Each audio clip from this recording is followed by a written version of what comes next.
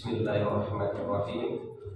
Assalamualaikum warahmatullahi wabarakatuh. Alhamdulillahirabbil alamin. Assalatu wassalamu ala asrofil anbiya'i wal mursalin wa ala alihi wa sahbihi rasulillahi ajmain. Ashhadu an la ilaha illallah wa ashhadu anna Muhammadan abduhu wa rasuluhu la nabiyya ba'dah. Yang sama-sama kita hormati dan kita muliakan Bapak Dr. Andes Haji Siun Rohan MHI, yang sama-sama kita hormati dan kita muliakan Bapak Ketua DKM beserta pengurus Masjid Al Barokah, yang kita hormati Bapak Imam Khotib Bilal Garim Masjid Al Barokah, dan yang saya hormati Bapak Ibu Majelis Pengajian Rutin Mingguan Masjid Al Barokah, yang insya Allah dirahmati oleh Allah Subhanahu wa Ta'ala. Amin ya Rabbal Alamin.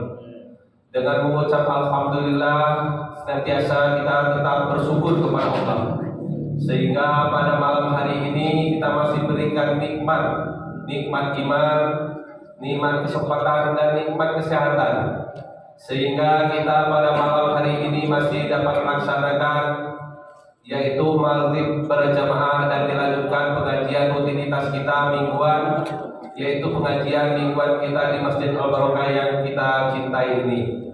Salawat serta salam tidak lupa kita sampaikan kepada junjungan kita, junjungan alam Nabi besar Muhammad Sallallahu Alaihi Wasallam dan pengikut-pengikut beliau, sehingga pada saat ini kita mendapatkan rahmat berupa kemuliaan di sisinya.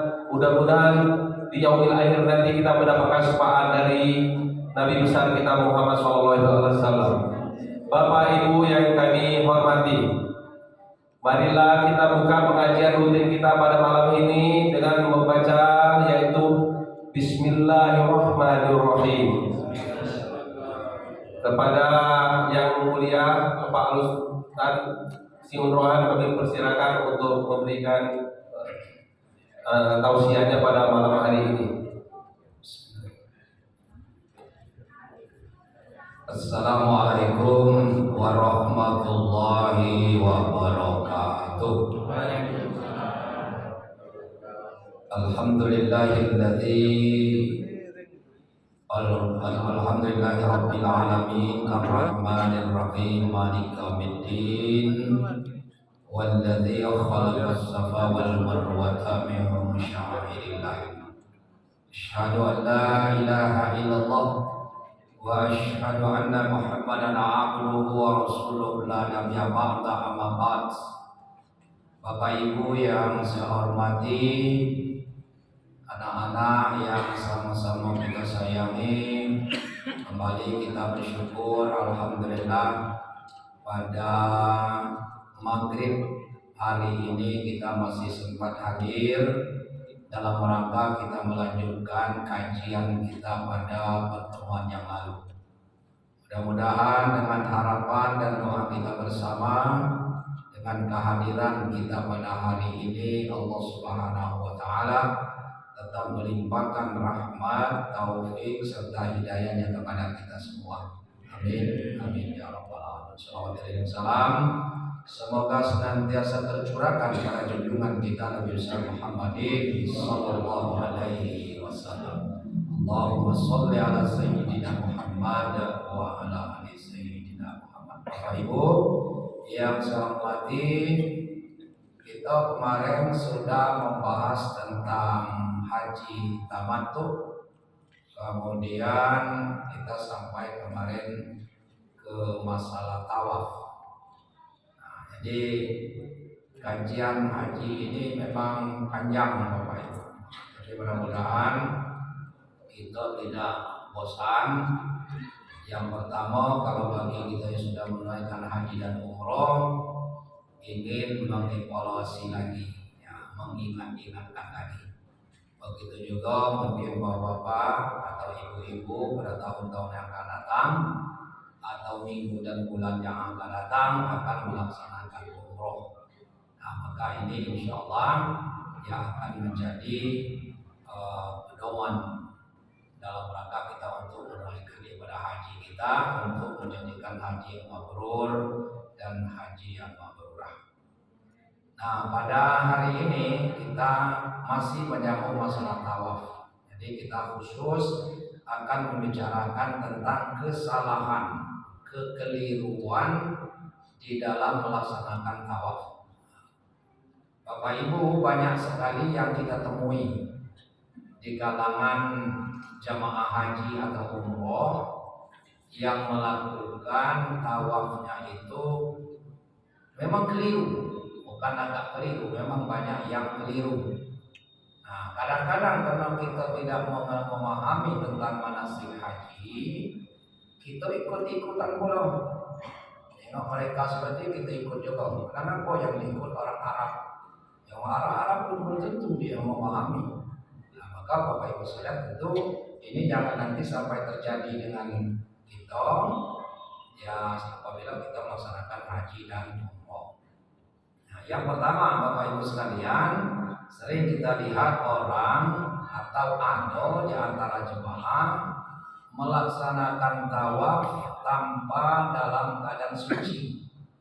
Nah, maka kita ingatkan betul dengan kawan-kawan sebelum kita berangkat ke Masjidil Haram, dipastikan kita sudah berwudu. Nah, itu. Kadang-kadang kita bisa lupa kita kan, langsung berangkat ke Haram, masuk, udah tahu kita berwudu atau tidak berwudu. Ngapa kita berwudu di hotel atau di tempat tinggal kita? Kalau kita berwudu di masjid itu susah. Ya, antriannya tidak cukup semenit 2 menit. Ya, kalau sedang agak sepi mungkin.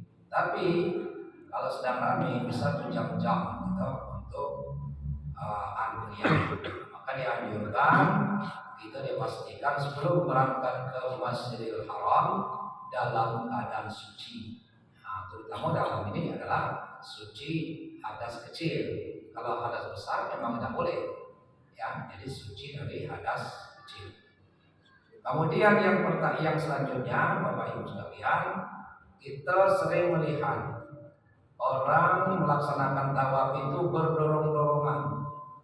Nah, berdorong-dorongan, bersikut-sikutan, kemudian bahkan saling tertekan. Kan? Kemudian selingkuh kanan dan kiri ke belakang. Bahkan nanti mengakibatkannya bisa kita membelakangi Ka'bah. Ada boleh. Jadi posisi kita tawaf itu Ka'bahnya sebelah kiri. Jadi posisinya tetap sebelah kiri. Ya tidak boleh kita membelakangi. Bisa saja nanti kita nengok belakang, lama kita belakangi kawan, nanti nengok kawan kiri, kawan di belakang, dan kawan yang di kanan, sehingga kita membelakangi apa atau berbalik arah kita. Karena nak nengok kontrol orang yang di belakang tadi. Nah, akibatnya Bapak Ibu sekalian, maka kita dalam melaksanakan tawaf itu betul-betul kita sudah ilmu, kita sudah mandiri, tidak tergantung kepada pembimbing. Nah, itu kan, jadi tidak tergantung dengan pembimbing. Nah, samalah dengan kita sholat maghrib, sholat subuh dan sebagainya. Kita belum mandiri, ibu-ibu, baru semata-mata mengikut aja, ngikut imam, ngikut jemaah yang di depan. Ya kalau imam dan jemaah yang depan tadi benar, kan? Dan andai kata Bapak Ibu yang di depan kita itu salah, maka kita ikut salah. Dan kemudian kita akan celingak-celinguk. Waktu kita Allahu Akbar ruku, tengok kita habis ruku ini kemana tangannya? Tengok kiri, tengok kanan. Kenapa? Karena kita belum tahu cara sholat. Ini kan? Tapi kalau ibu bapak kita sudah mengerti, memahami sholat, tidak kalau mati lampu, matilah. Kalau berimaman yang penting suara imam masih dengar kita. Insya Allah yang akan clear. Nah, tapi kalau kita belum paham, mati lampu, bingung gitu. Ini habis ini apa nih? Ya, imam takbir ini apa maksudnya?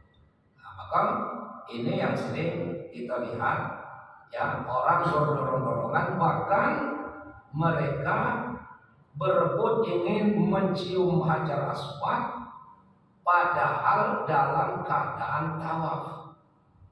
Nah, ini apa cara masuk langsung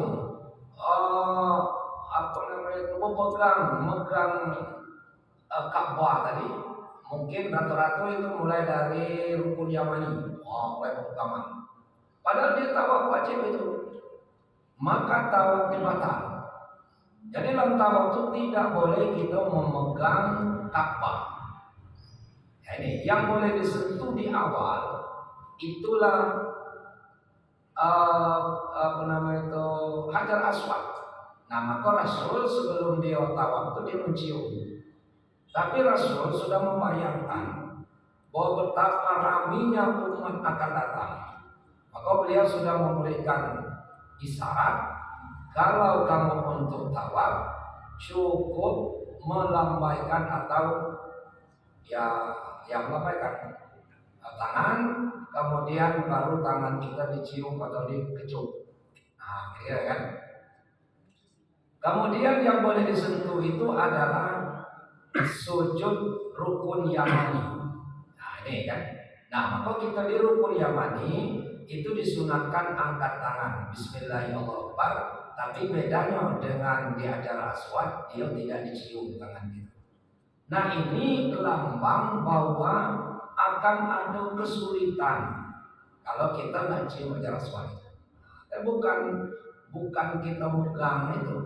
Nah, kalau kita mau megang Hajar Aswad, memegang Ka'bah, nanti kita dalam keadaan tidak tawaf. Nah, ini kalau aku nak ini apa? Nak megangnya ni macam mana? Ka'bah itu. Itu aku nak usaha nak cium Hajar Aswad. Mulai dari rukun Yamani, aku nak merempet terus, tidak lepas sampai Hajar Aswad, dapat cium Hajar Aswad. Nah, ya kan? Tapi jangan sedang dalam keadaan tawaf. Ini termasuk Ijil Ismail. Nah, ini termasuk Ijil Ismail. Ijil Ismail itu kapan? Kalau siapa megangnya apa masuk, batal. Masuk ke Ismail. Maka siapa yang sholat di masjid Ijil Ismail berarti dia sama sholat di dalam Ka'bah. Boleh, kalau bisa, boleh itu sholat sini. Nah, ini yang perlu kita lihat. Kemudian ada juga kita temui tawafnya tidak dimulai dari Hajar Aswad. Ya, belum tahu mana Hajar Aswad, tidak tahu. Nah, maka kalau kita manasik haji itu kita ajarkan ibu-ibu, setelah bapak-bapak, setelah kita masuk Masjidil Haram, jangan langsung putar. Ya, karena tempat Hajar Aswad itu kita tidak tahu. Kalau berkumpul manusia itu yang mana Hajar Aswad kita tahu. Nah, maka di situ ada lampu sorot, lampu hijau. Itulah cirinya lampu hijau lantai 1, lantai 2 sampai ke lantai paling atas itu. Itulah cirinya bahwa pas lampu hijau itu adalah Hajar Aswad. Disitulah kita mulai start untuk melaksanakan tawaf.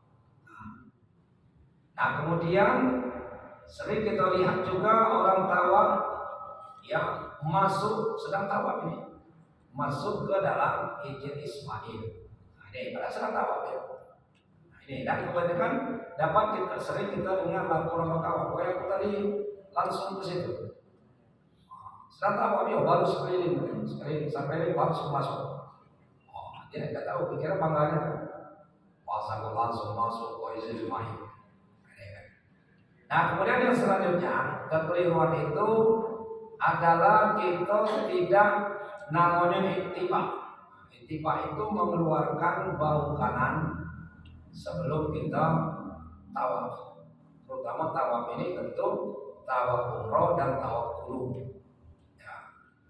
Ada orang menyambungkan Kami kemarin waktu tawaf kalau haji tamattu tidak ada tawaf qudum, yang ada tawaf umroh. Kalau tawaf qudum itu adalah kita haji ifrad atau haji kiron. Nah, itu bedanya. Dia tawaf pertama dulu. Tapi kalau kita tawaf, kalau kita haji tamattu namanya tawaf umroh. Nah, waktu tawaf umroh ini ada yang tidak mengeluarkan bahu kanan, itu nama ittiba. Nah, keluarkan dulu. Nah, keluarnya terserah. Masih di hotel, oke. Kalau takut-takut repot waktu kita di masjid kan. Tapi yang jelas itu waktu sebelum kita tawaf. Mulai tawaf itu keluarkan. Bila dikeluarkan masih di luar masjid tadi tidak salah. Ya, nanti kalau susah keluar. Nah, maka cara memakai ihram itu harus dipelajari. Siapa supaya ihram itu tidak rusak, dia tetap utuh, dia tetap kuat. Nah, kalau dalam bentuk ini gampang kita masukkan ke arah dalam. Nah, ini kan tadi yang sini sudah diikat. Jadi kain ihram itu insya Allah yang di baju, yang di bawah di atas itu tidak akan rusak atau tidak akan lepas. Jadi ada kata kunci ya cara kita memakai. Kalau saya masih umroh atau masih haji, ada istilah saya memakai kain ihram yang aman dan nyaman. Nah, aman dan nyaman. Sebab ada yang memakai kain ihram ini yang aman tapi tidak nyaman. Dan naik mobil dia baca. Dikatnya lagi. Ada pula yang nyaman tapi tidak aman. Bisa terbuka, bisa lepas, bisa terbuka aurat. Ini banyak ini. Kita lihat. Bahkan bukan orang dari kita Indonesia. Ya, orang-orang dari Turki.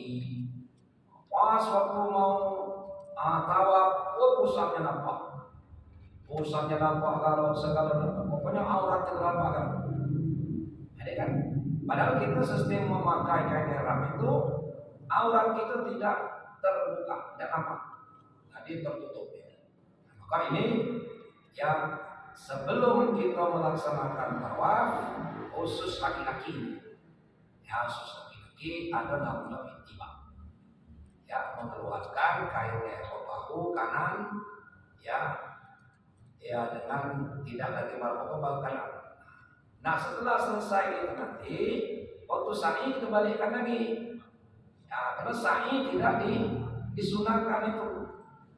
Nah, kemudian yang selanjutnya melakukan ramal. Ramal itu artinya lari terus. Melakukan tawaf lari terus mulai putaran pertama, putaran kedua, putaran terakhir.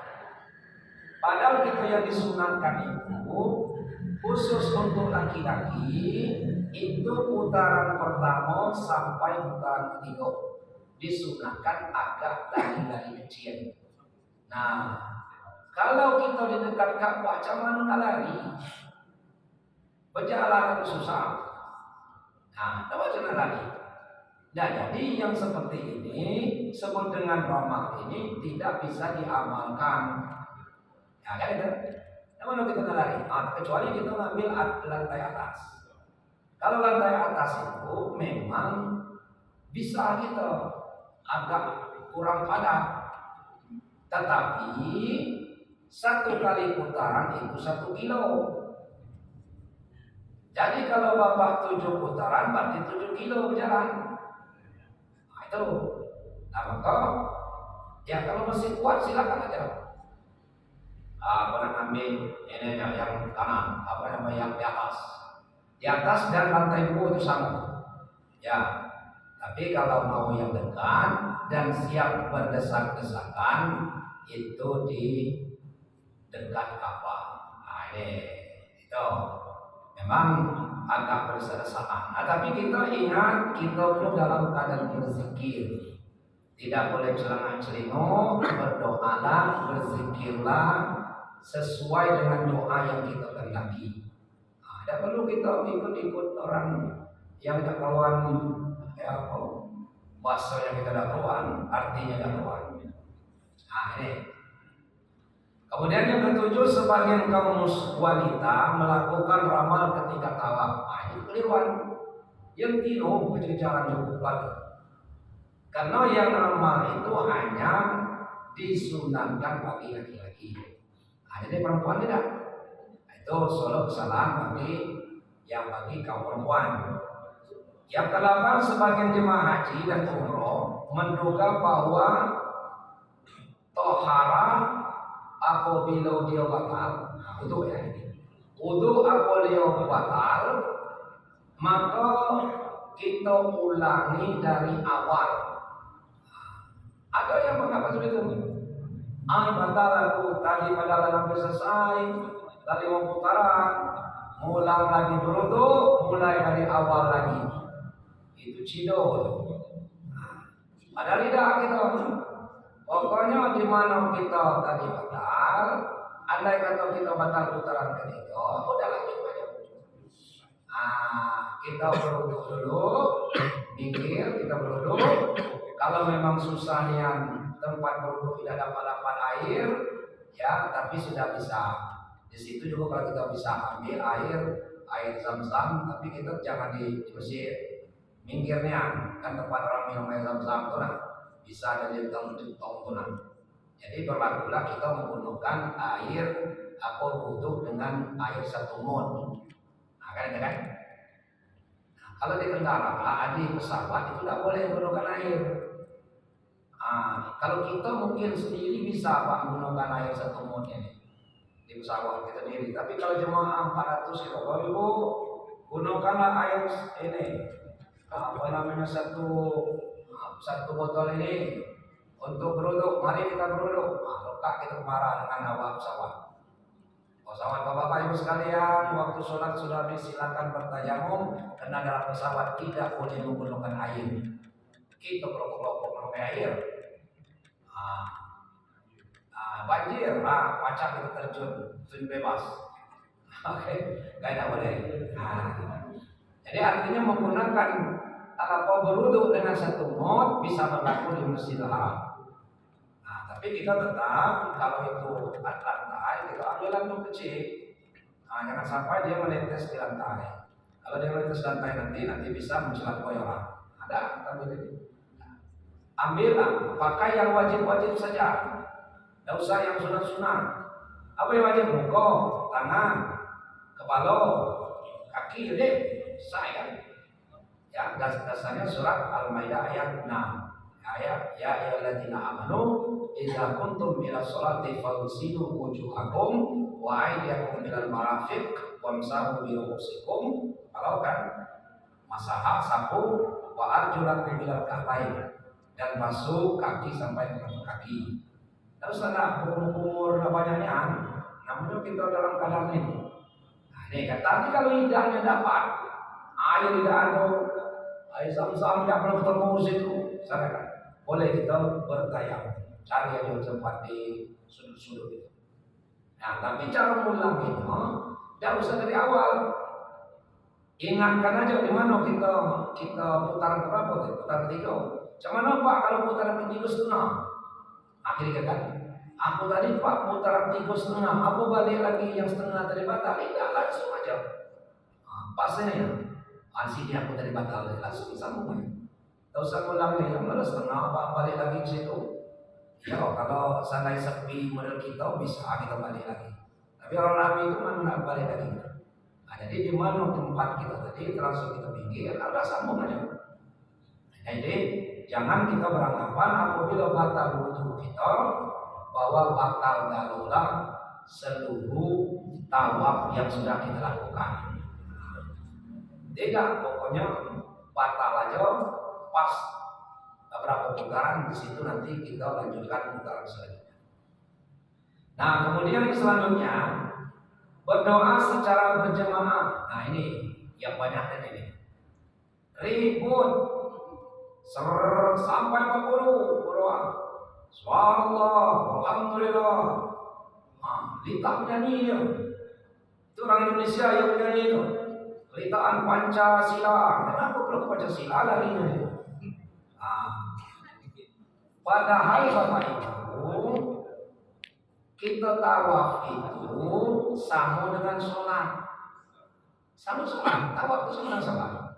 Bedanya kalau sholat kita tidak boleh ngomong. Tapi kalau tawaf dalam keadaan waktu yang penting boleh ngomong. Berapa putaran gitu deh, boleh. Tapi kalau sholat tidak boleh. Berapa putaran gitu? Paham? Itu bedanya. Ya. Jadi tawaf itu sama dengan sholat. Ya, tidak boleh celana celinguk. Ya, tidak boleh memakai panggilan. Kecuali memang dalam keadaan penting. Ya, boleh. Ya, boleh dalam keadaan penting. Tapi kalau itulah penyanyi-nyanyi.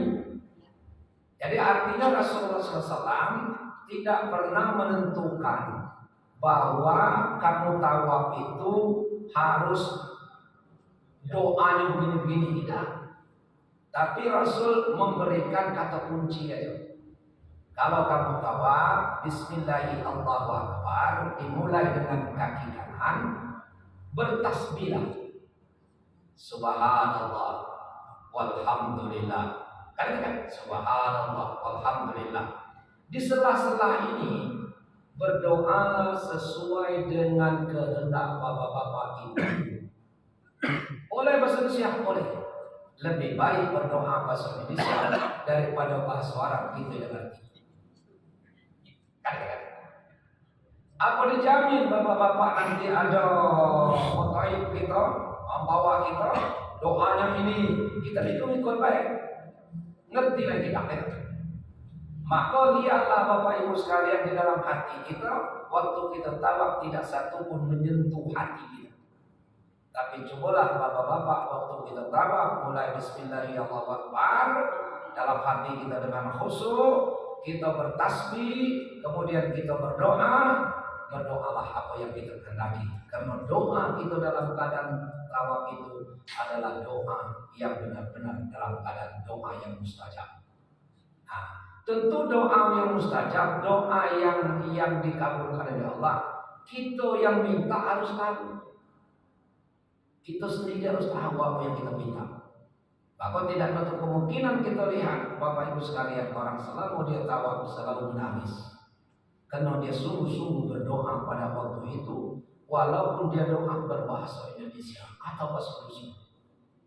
Pertama-tama aku doakan anak aku, misalnya ya subhanallah walhamdulillah wa la ilaha illallah wallahu akbar. Berdoa itu, ya Allah ya Tuhanku, jadikanlah anakku anak yang soleh, anak yang berbakti kepada orang tua ya Allah. Jadikanlah aku anak-anak yang pintar, anak yang cerdas, anak yang bermoral, anak yang patuh kepada kedua ibu bapak, yang taat beribadah. Sana ya itulah. Atau ibu-ibu kita berangkat dari bapak anak kita, umur sekian belum dapat jodoh. Ya boleh kita doakan ya Allah Tuhan, khusus anak-anakku yang nama itu ya Allah. Sudah umur 35 tahun ya Allah, sampai sekarang belum juga ditemukan jodohnya ya Allah. Aku bermohon dalam tulus dan ikhlas, aku menghadap melalui tawaf ini ya Allah. Temukanlah jodoh anakku ya Allah, jodoh yang soleh. Kalau anak kan jodoh yang soleh, jodoh adalah suami yang bertanggung jawab ya Allah, suami yang beriman. Insya Allah ya anak kita itu akan ditemukan jodoh. Karena yang berdoa adalah orang tua, ibu atau bapak, dan berdoanya di depan apa? Nah, maka coba kalau kita doa bahasa yang kita ngerti. Aku mengikut baik, aku tidak doa anak itu, jangan tanya dong. Ya, kita tahu kita kan? Ya, kita tahu kita doa, kita bahasa Arab, kita tahu. Ya. Jadi Bapak Ibu silakan berdoa sesuai dengan apa yang aku hafal doa ini kata Bapak. Tapi aku ngerti doa ini. Rabbana zalamna anfusana wa illam taghfir lana wa tarhamna lanakunanna minal khasirin. Aku hafal kata Bapak dan aku paham doanya ini. Aku menyesali banyaknya dosa aku ya Allah. Kalau Allah tidak menerima segala taubat aku, segala dosa, selalu mampu dosa aku ya Allah, aku menjadi orang yang sesat. Menangis kita dengan doa kita paham dengan doa tadi. Nah, Jadi suatu kesalahan yang dilakukan oleh jemaah kita maupun jemaah orang Arab, orang lain, itu ribut bila waktu tawaf. Kita membaca, tak baca lagi Pak. Ribut betul. Aku 40 belum. Dia tidak putus itu, pakai tali pula. Tak putus dia kan. Ini ternyata hal yang disalahkan dalam aturan bertawaf. Ini kan. Maka kita ya tidak mengikuti yang kita sendiri yang tidak paham. Nah, kemudian mengusap-usap dinding Ka'bah. Kita lihat, usap-usap dinding Ka'bah, diambil ini sapu tangan, sedang tawaf itu. Masuk kantong atau aku boleh. Usap lagi, pokok masuk kantong, masuk pakai dompet, ini tas paspor tadi, masuk pula kan ini sapu tangan. Macam-macam baik kelakuan orang. Maka sering saya katakan Bapak Ibu, orang di Mekah itu antara syirik dengan iman itu tidak tipis. Yang mana syirik, yang mana iman kita tahu. Beda-beda tipis baik. Nah, maka dulu Bapak Ibu, kain Ka'bah itu dulu kan rendah rupanya. Dapat dijangkau dengan tangan Pak. Tapi tiap haji umrohnya belum banyak. Tiap haji pasti ada nyerinting. Apa itu? Dirunting kawan. Tiap haji itu bu, yang perawilaannya ya kan sama yang gunting ini tahu. Nah maka kini yang tidak baca kita naik ya kita mau baca naik itu hebat. Kalau baca kita ngambil ini apa namanya kiswah itu, bambu kapal. Maka dia tinggi Bapak Ibu, tidak bisa kita naik. Itu sebenarnya dulu itu rendahnya. Ya sama-sama nenek-nenek dulu kita tanya rendahnya. Tapi lah tadi, ya tiap haji habis rinting. Nama pengaku tersapa, dia ambil dikit dia ada untuk jimat. Oleh-oleh, inilah oleh-oleh punya banyak katanya. Apa? Dakwah ini sembilan kiswah. Itu sebenarnya itu tidak dibolehkan. Itu mengusap-usap bisa membatalkan. Jadi bisa membatalkan tawaf itu tadi. Kemudian yang selanjutnya tadi ketawa, terkikik, mulai lebih banyak tadi kan. Ini menoleh kanan kiri, bahkan kadang-kadang ke belakang mengakibatkan dia membelakangi Ka'bah. Kita lihat posisi kita itu. Kalau kaki kawan tadi ya kawan belakang. Nah ini yang tidak boleh. Jadi posisi Ka'bah itu selalu di kiri gitu. Di kiri gitu. Ini kan. Bukan boleh di depan. Selalu di kiri. Apalagi di belakang. Tidak boleh di belakang. Ini kan. Namanya orang sedang tawaf.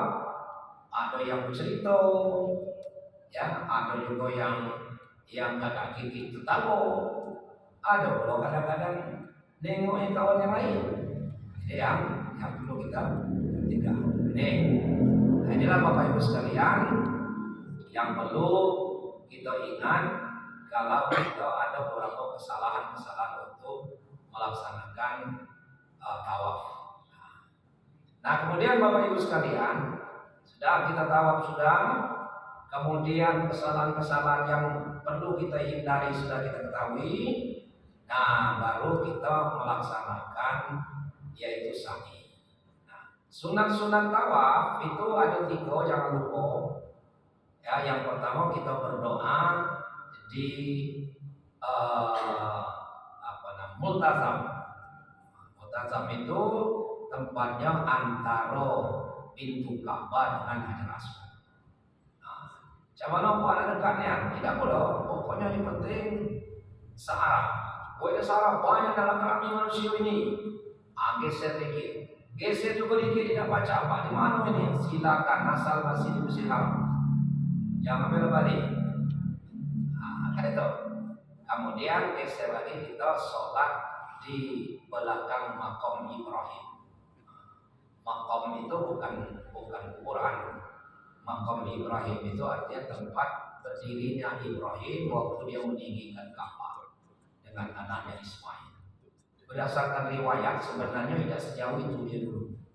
Kalau kini kan 15 meter itu jarak.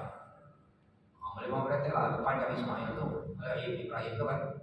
Nah, jadi menurut riwayat dia dulu sudah digeser. Nah, tapaknya itu sudah digeser, agak dekat dikit. Nah, ini. Nah, baru setelah kita sholat 2 rakaat, sholat 2 rakaat harus sepanjang selama. Ya, selama cukup kita yang kalau ayatnya memang ditentukan tapi ada kenapa tidak apa boleh ya.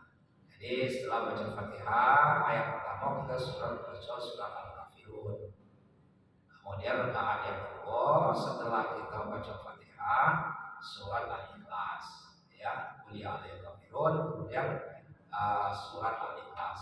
Al-Ikhlas itu ya surat Al-Ikhlas Qul huwallahu ahad ya. Nah, ini kan artinya ngaku dipilih yang pendek, jangan panjangnya, jangan lamanya, awal tentang dulu. Itu maksudnya. Kalau kecil ayat yang panjang itu, ya. Kalau memang kita tidak apalah ya itu boleh ayat-ayat lain.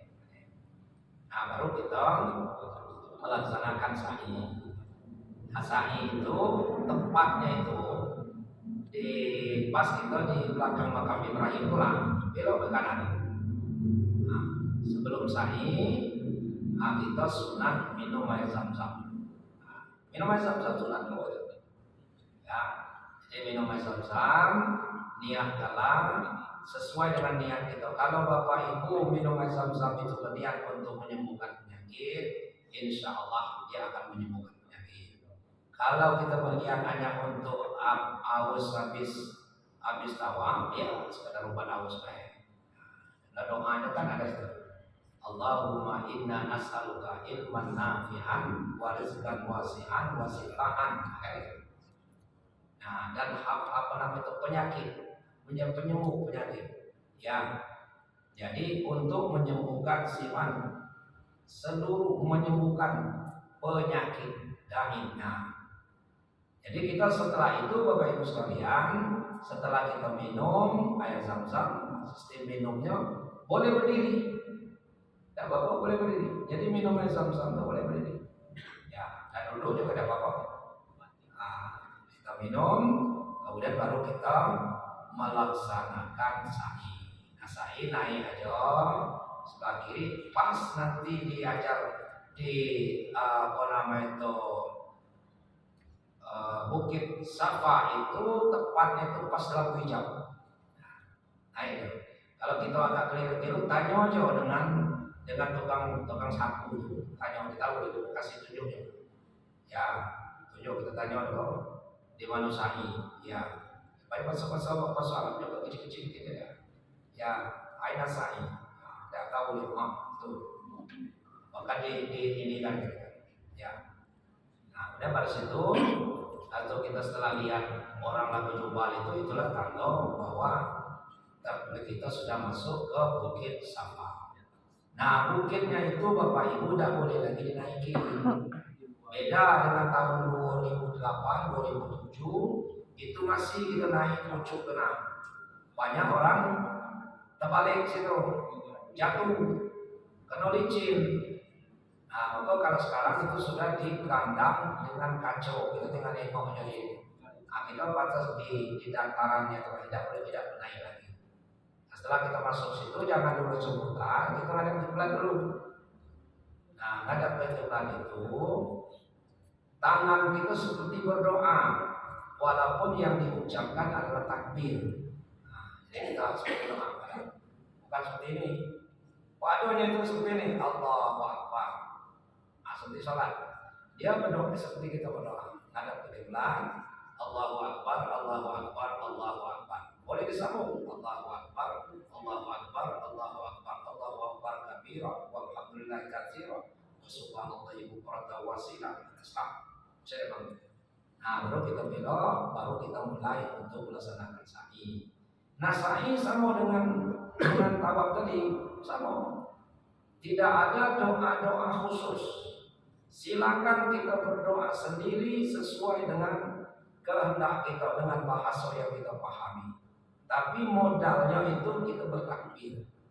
Allahu Akbar, Allahu Akbar, Allahu Akbar, Allahu Akbar, Allahu Akbar kabira, walhamdulillahi katsira, wa subhanallahi bukratan wa asila.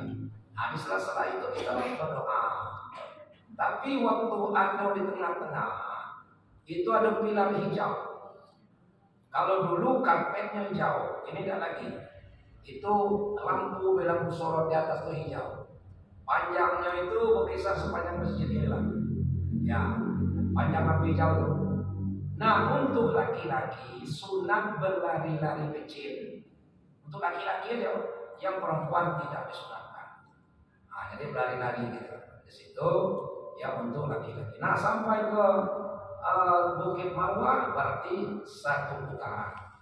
Jadi setelah kita melihat Bukit Safa tadi, boleh baca ya kalau hafal. Inna Safa wal Marwah min sya'airillah. Nah, kalau kita belok menghadap ke Ka'bah tadi kita seperti berdoa, angkat tangan tapi kita mengucapkan takbir. Nah, baru setelah putaran pertama takbir aja. Nah, di sela-sela takbir itu berdoalah sesuai dengan yang kita kehendaki. Dan sampai ke Marwah, Safa Marwah berarti satu. Bukan seperti tawaf. Kalau tawaf harus satu itu dari Hajar Aswad sampai ke Hajar Aswad. Nah, itu kan. Tapi kalau tak sa'i dari Safa ke Marwah satu, dari Marwah ke Safa dua, dan seterusnya. Maka 7 keliling itu atau 7 putaran itu diawali di Bukit Safa, diakhiri di Bukit Marwah. Nah, jadi baru kita ini tahallul. Tahallulnya jangan di dalam itu kemarin komisi gitu. Kita keluar. Nah, jadi cara keluar di Masjidil Haram, jangan lagi masuk ke masjid. Kalau bapak nanti masuk ke masjid, alamat tidak bisa keluar. Maka caranya apa? Belok aja sebelah kanan ada pintu. Kalau kita ke lantai pertama. Kalau kita naik ke lantai ketiga, itu harus mutar sedikit kita melawan arah sedikit kita keluar. Ada tangga tuh, ya ada tangga.